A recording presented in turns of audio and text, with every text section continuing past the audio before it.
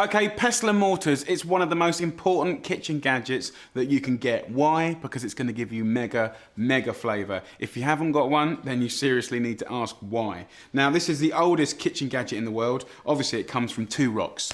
Stone on stone. That's where the first early wheat was made, from the bread and all that sort of stuff. And of course, we can use it for many things that will make our life much tastier. So from spices to dressings to flavoured oils to pestos to marinades, there's so much you can do. So I'm going to give you a quick lesson on how to use it. I know it sounds a little bit patronising and all that sort of stuff, but everyone just thinks it's about clanking it in, right? You've got two methods, right? You've got bashing, and it's as simple as bashing, right? And then what I would suggest is for you to get in the knack of putting your hand over the pestle and mortar to kind of protect the ricochets and stuff like that, the hams. So that's a big important thing.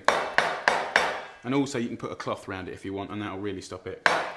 So bashing. And then you got muddling. And that's another bit. And often you see people, they've got them, but they're not using them right. So the muddling bit is good for gently crushing things and taking it finer and finer. But also if you're making a pesto or a mayonnaise or a sauce or salsa, as you're adding that olive oil, you can just keep an eye on the consistency. There you go, done. So there you go, bashing and muddling, right? I'm gonna show you 3 quick things to do with it. So, we've got a few spices here. We've got peppercorns, coriander seeds, salt and cumin. You know, that's just a couple of little herbs, of which could be any kind of dry rub for a roast or grilled bit of meat, or a base for a curry. So you can see, I haven't just gone in there and started smashing it. I've muddled it first, right? And that kind of takes the worst of it out. You can see that's broken it up to a point. Then we go into the bashing.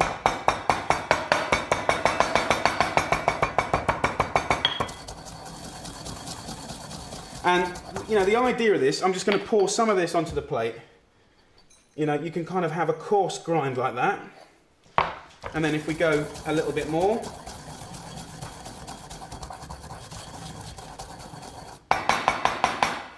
You've got a slightly finer grind there.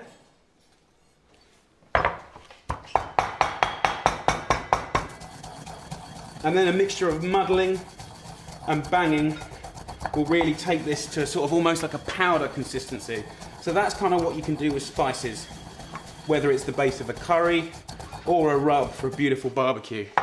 So there we go. Spices. Second one, you could use this for a dressing or a flavoured oil, which is brilliant. Just basil goes in, it's not going to go anywhere, so I can just hold it. Kind of want to bash that sort of chlorophyll-y colour out of it. So it literally in 10 seconds.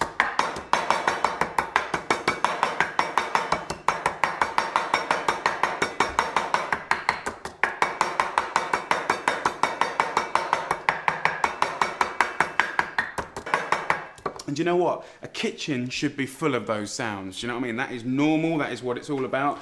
You know, you might think, God, there's like 10 leaves of basil there. But just by bashing up those 10 leaves of basil, you can smell that 20 foot away. And if you can be bothered, you know, once you turn that into a little paste, olive oil goes in, right? And you'll have the most incredible flavoured oil, right? Almost like chlorophyll, look at that. And if you put a little balsamic in there, fantastic salad dressing. You know, a little squeeze of lemon, put that over any grilled white meats or fish. Absolutely beautiful. Right, so there you go. A basil flavoured oil. That will turn an everyday, boring bit of grilled meat or roasted fish into something special. And you can tell by looking at it, you're going to get mega flavour. Now, the last one is a marinade. Acid, oil, herb and garlic. Take the lemon zest from a lemon. Just 2 or 3 little slices like that will make dramatic difference. Piece of rosemary, hot tap, 5 seconds, off with the rosemary, like that. Put your hand around it.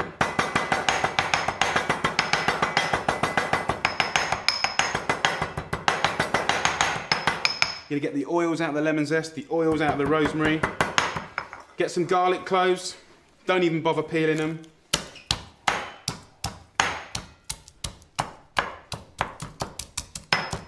Olive oil. That's going to amplify and exaggerate the flavour so you can really get it around a leg of lamb, fish, whole fish, fish fillets, you know, chicken breasts, whole chicken, you name it. And there you go, a really good, tasty marinade.